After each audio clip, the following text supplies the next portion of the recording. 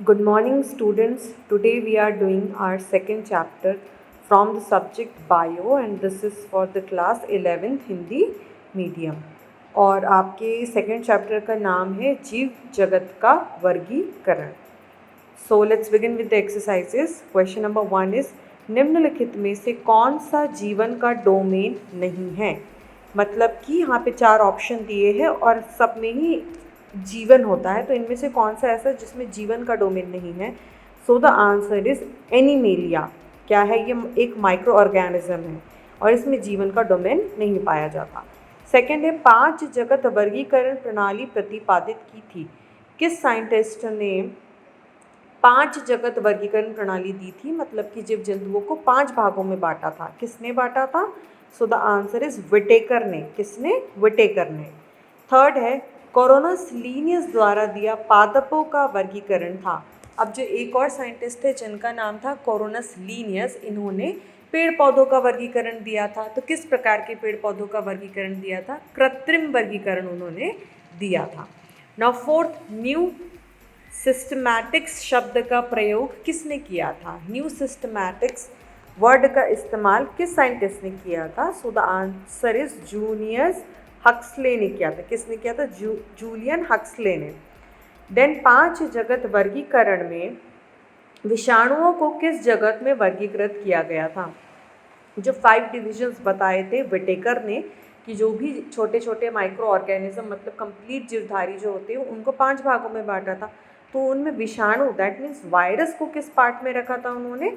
So the answer is इनमें से कोई भी नहीं. Not Monera, not protista, not कवक. इनमें से कोई भी नहीं. नाउ रिक्त स्थानों की पूर्ति कीजिए. खालिस्तान वर्गीकरण में जीवों को उनके आरएनए अनुक्रमों की संरचना के आधार पर वर्गीकृत किया गया है. किस में किया गया है? तो 3 डोमेन में उनको वर्गीकृत किया गया है. सेकंड, विटेकर के वर्गीकरण का पहला आधार था. जो विटेकर ने अपना वर्गीकरण दिया था किसके आधार पर दिया था? उन्होंने कोशिकाओं की जटिलता के आधार पर उन्होंने वर्गीकरण बनाया था.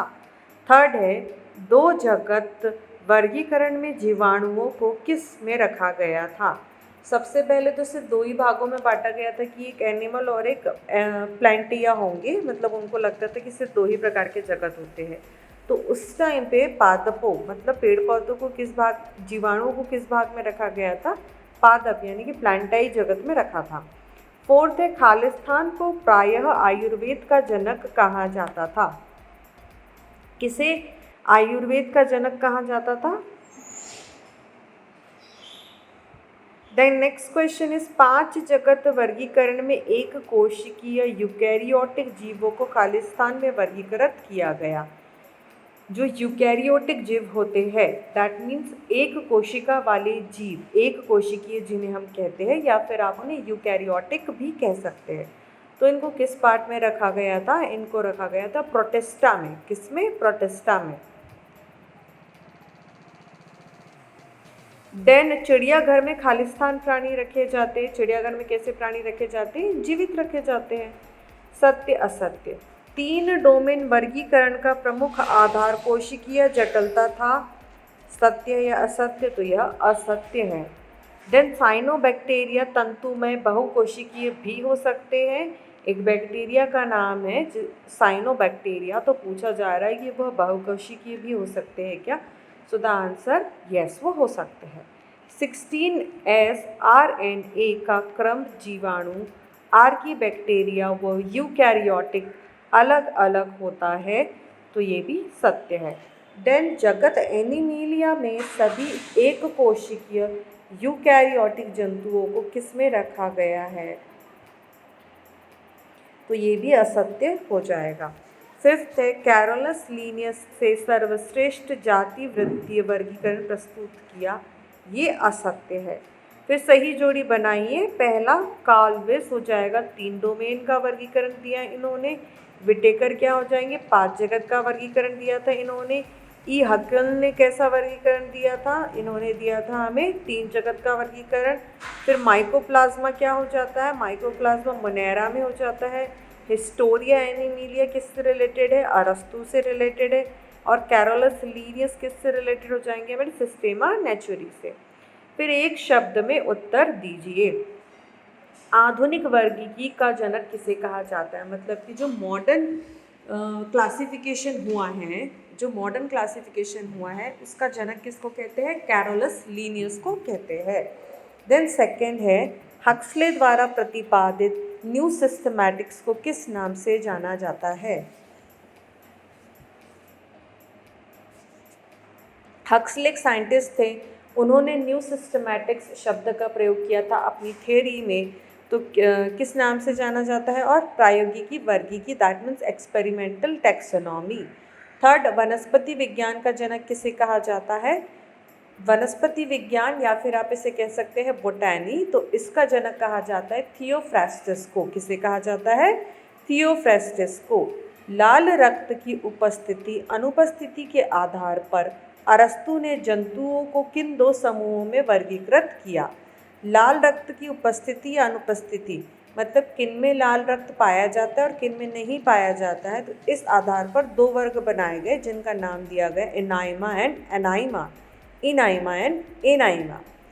प्रायोगिक वर्गीकी के तीन प्रमुख क्षेत्रों के नाम क्या क्या रखे गए, रसायन वर्गीकी, संख्यात्मक वर्गीकी तथा कोशिकीय वर्गीकी। देन कम्स अति लघुत्तरीय प्रश्न, 5 जगत वर्गीकरण पद्धति किसने प्रतिपादित की, इस पद्धति के आधार पर बने मापदंडों को सूचीबद्ध कीजिए। सबसे पहले तो आपको ये पता होना चाहिए कि 5 जगत वर्गीकरण किसने दिया था, R.H. विटेकर ने दिया था। किस सन में दिया था, 1969 में दिया था।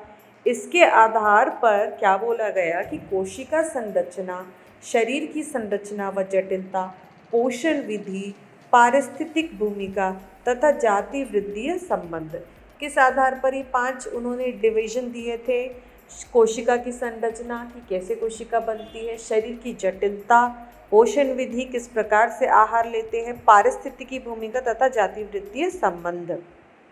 सेकेंड क्वेश्चन है, विटेकर के वर्गीकरण में नील हरित शैवालों को किस जगत में वर्गीकृत किया गया और क्यों।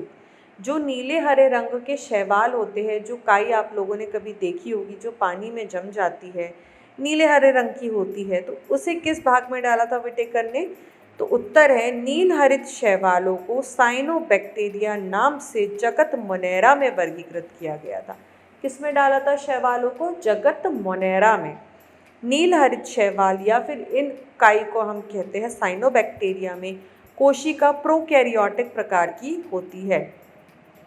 कोशिकाएं दो प्रकार की होती है, एक होती है प्रोकैरियोटिक और एक होती है यूकैरियोटिक। प्रोकैरियोटिक वो कोशिकाएं होती है जो काफ़ी पुरानी होती है और जो अच्छे से डेवलप नहीं हो पाती। ज़्यादातर उनमें न्यूक्लियस यानी कि नाभिक अनुपस्थित होता है, जिनका पूर्ण रूप से निर्माण नहीं हो पाता, उन्हें कहते हैं प्रोकैरियोटिक कोशिकाएं, जो बहुत पहले पाई जाती थी। और यूकैरियोटिक कोशिका जो होती है उनमें नाभिक पाया जाता है और उनका डेवलपमेंट भी संपूर्ण होता है। तो ये जो साइनोबैक्टीरिया होते थे, इनमें कैसी कोशिका पाई जाती है, प्रोकैरियोटिक पाई जाती है, और इनका शारीरिक संगठन भी सरल होता है। अतः इन्हें अन्य प्रोकैरियोटिक्स जैसे जीवाणुओं के साथ मोनेरा जगत में रखा गया। देन किस वैज्ञानिक को आधुनिक वर्गीकी का जनक कहा जाता है, उनके किन्हीं दो प्रमुख योगदानों के नाम का उल्लेख कीजिए। तो किसे कहा जाता है, कार्ल लिनियस को कहा जाता है, और इनके योगदान क्या क्या थे, इन्होंने दिया द्विनाम पद्धति का प्रतिपादन, यानी कि ड्वेल नॉमेनक्लेचर जो था वो इन्होंने दिया था। प्रसिद्ध बुक सिस्टेमा नेचुरी भी इन्होंने ही लिखी थी। बुक का क्या नाम था इनका, सिस्टेमा नेचुरी। किसने लिखी थी, कार्ल लिनियस ने। Now your next question is, 3 domain वर्गीकरण प्रणाली किसने प्रस्तुत की, इस पद्धति के आधार का उल्लेख कीजिए। तो 3 डोमेन वाली जो पद्धति थी किसने दी थी, कार्ल विज ने दी थी। किसने दी थी, कार्ल विज ने दी थी। कार्ल विज ने 16S RNA के न्यूक्लियाइडों के अनुक्रम के आधार पर जीव जगत को 3 डोमेन में वर्गीकृत किया। उन्होंने एक वायरस का RNA निकाला जिसका क्या नाम था, 16S, और उसको न्यूक्लियाइडों के आधार पर, मतलब उनके नाभिकों की संरचना को देखते हुए उन्हें इसे 3 भागों में बांटा।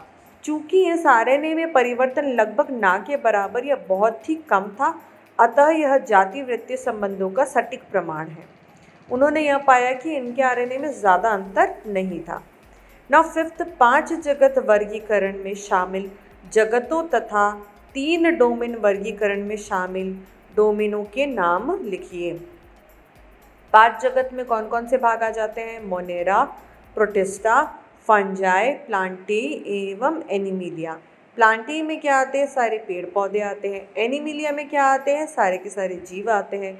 मोनेरा में क्या आते हैं? हमने पढ़ा अभी, नील हरित शैवाल आते हैं। प्रोटिस्टा में क्या आते हैं? जैसे कि वायरस हो गए, बैक्टीरिया हो गए, ये सब प्रोटिस्टा में आते हैं। फंजाई दैट मीन्स फंगस, ये तो आप सभी को पता ही होगा। 3 डोमेन क्या क्या होते हैं? बैक्टीरिया होते हैं, आर्किया होते हैं तथा यूकैरिया होते हैं। नाउ क्वेश्चन नंबर 6 है कि वर्गीकरण की क्यों आवश्यकता पड़ी? तो बहुत सारे कारण थे। पहला कारण यह था कि अध्ययन की सुविधा हो जाती है, अध्ययन को यह सरल बनाता है। दूसरा, विभिन्न जीवों के मौलिक अथवा प्राकृतिक संबंधों का स्पष्ट बोध कराता है। तीसरा, वर्गीकरण मनुष्य की सहज प्रकृति व आवश्यकता है।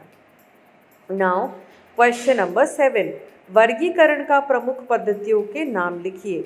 वर्गीकरण को किस किस पद्धति के आधार पर बनाया गया? तो पहली थी कृत्रिम वर्गीकरण पद्धति, देन दूसरी थी प्राकृतिक वर्गीकरण पद्धति, देन थर्ड इज जाति वृद्धीय वर्गीकरण पद्धति।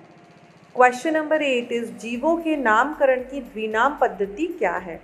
जो ड्वेल नेम नॉमेनक्लेचर दिया गया था वो क्या है?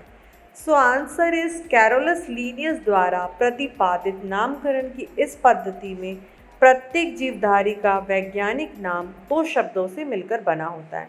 कैरोलस लीनियस जो साइंटिस्ट थे, उन्होंने कहा कि इस पद्धति के अनुसार प्रत्येक जीवधारी का नाम 2 नामों से मिलकर बना जाएगा।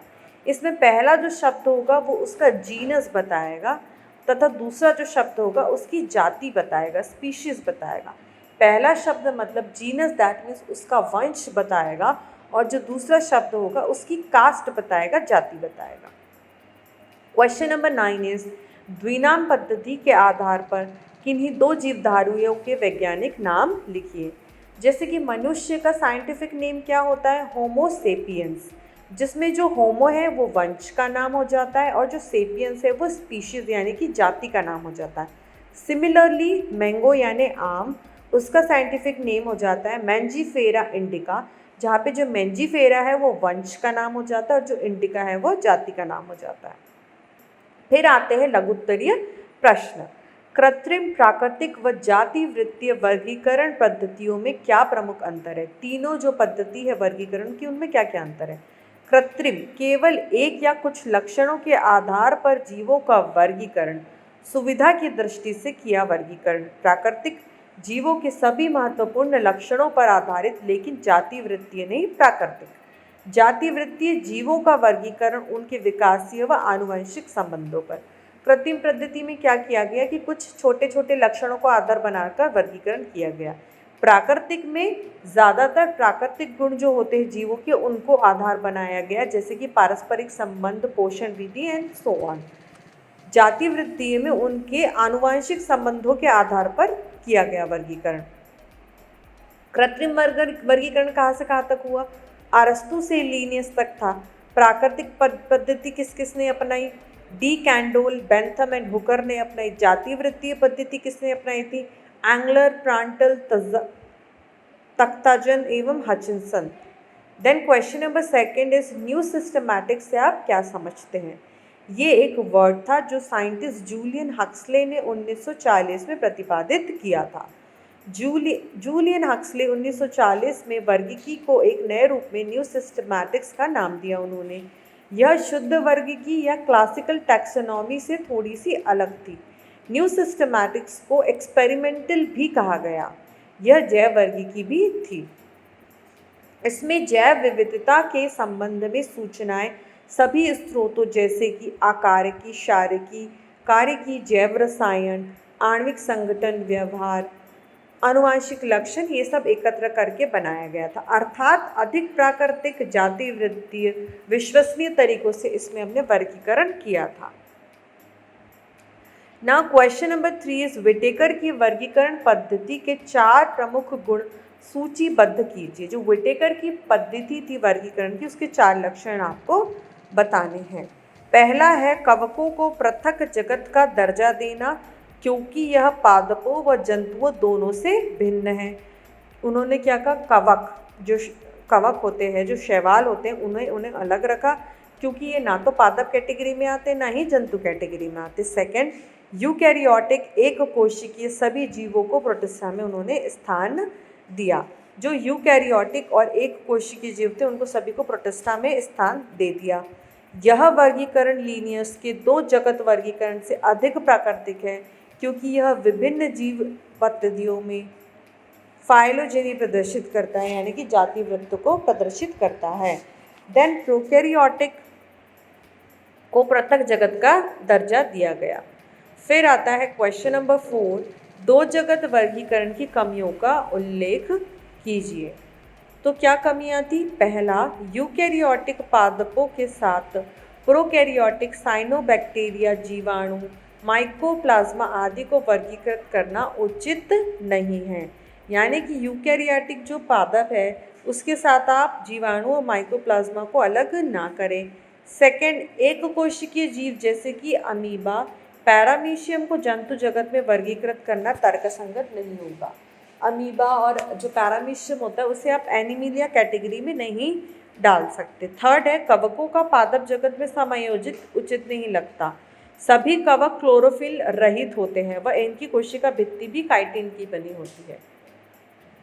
गतिशील क्लैमाइडोनोमस जैसे एक कोशिकीय जीवों को अचल पादपों के साथ वर्गीकृत करना तर्कसंगत नहीं है। नाउ विटेकर के 5 जगत वर्गीकरण की रूपरेखा लिखिए। द्विजगत वर्गीकरण, 3 जगत वर्गीकरण व 4 जगत वर्गीकरण पद्धतियों की कमियों में सुधार के उद्देश्य से सन 1969 में आर.एच. विटेकर द्वारा 5 जगत वर्गीकरण प्रस्तावित किया गया। इसके आधार क्या क्या थे? कोशिका की संरचना, जीव शरीर की संरचना, पोषण विधि, पारिस्थितिकी भूमिका एवं जाति वृत्तीय संबंध। तो इन आधारों पे कितने भागों में बांटा गया? 5 भागों में बांटा गया। सबसे पहले आता है मोनेरा। मोनेरा में किसे रखा गया? प्रोकैरियोटिक एक कोशिकीय जैसे कि जीवाणु, दैट मीन्स बैक्टीरिया, साइनोबैक्टीरिया को किस में रखा गया? मोनेरा में रखा गया। देन कम्स प्रोटिस्टा, यूकैरियोटिक एक कोशिकीय जीव जैसे कि प्रकाश संश्लेषी प्रोटिस्ट, प्रोटोजोन प्रोटिस्ट व स्लाइमिट मोल्ड, इन्हें किस कैटेगरी में रखा गया? प्रोटिस्टा में रखा गया। फिर आता है फंजाई या कवक, यूकैरियोटिक बहुकोशिकीय परपोषी अवशोषी जैसे कि राइजोपस और पेनिसिलिनियम को फंजाई में रखा गया। प्लांटाई में यूकैरियोटिक बहुकोशिकीय स्वपोषी जीव जैसे कि पुष्प, पादप, ब्रायोफाइट्स को रखा गया। एनिमिलिया में यूकैरियोटिक बहुकोशिकीय परपोषी जंतु सम जैसे कि कॉकरोच, मेंढक, बकरी एक्सेट्रा को एनिमिलिया वर्ग में रखा गया। विटेकर द्वारा प्रस्तुत 5 जगत वर्गीकरण के आधार व रूपरेखा, आप इसे इस डायग्राम के थ्रू भी समझा सकते हैं।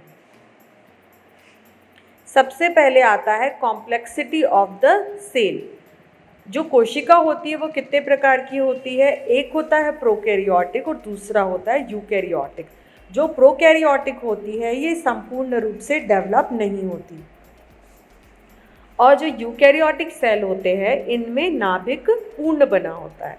Then comes complexity of the organism.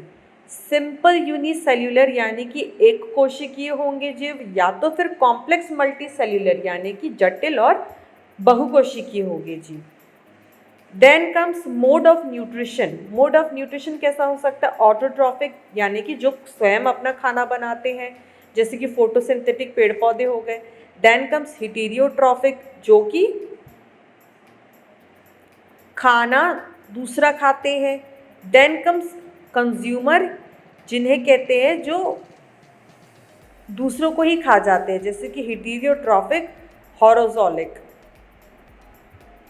फिर आता है मेजर इकोलॉजिकल रोल, प्रोड्यूसर जो निर्माण करते हैं, डिकम्पोजर जो अपघटन करते हैं, कंज्यूमर जो उपभोक्ता होते हैं। डायरेक्शन ऑफ इवोल्यूशन किस प्रकार का होगा, जो नीचे से ऊपर की ओर जाएगा। सबसे पहले कॉम्प्लेक्सिटी ऑफ द सेल आएगा और आखिरी में मेजर इकोलॉजिकल रोल आएगा। जो किंगडम मोनेरा होता है वो कैसे होते हैं, प्रोकैरियोटिक सेल होते हैं उसमें। जो किंगडम प्रोटिस्टा होता है उसमें कैसे सेल होते हैं, यूकैरियोटिक होते हैं, साथ ही साथ सिंपल होते हैं और यूनिसेल्युलर यानी कि एक कोशिकीय होते हैं। जो प्लांटाई होते हैं वो कैसे होते हैं, ऑटोट्रॉफिक होते हैं, साथ ही साथ कॉम्प्लेक्स होते हैं और मल्टीसेल्युलर होते हैं। सिमिलरली जो फंजाई होते हैं ये हमारे हेटेरोट्रॉफिक होते हैं, साथ ही साथ कॉम्प्लेक्स और मल्टीसेल्युलर होते हैं। किंगडम एनिमिलिया कैसा होता है, हेटेरोट्रॉफिक होता है, साथ ही साथ कॉम्प्लेक्स एंड मल्टीसेल्युलर होता है।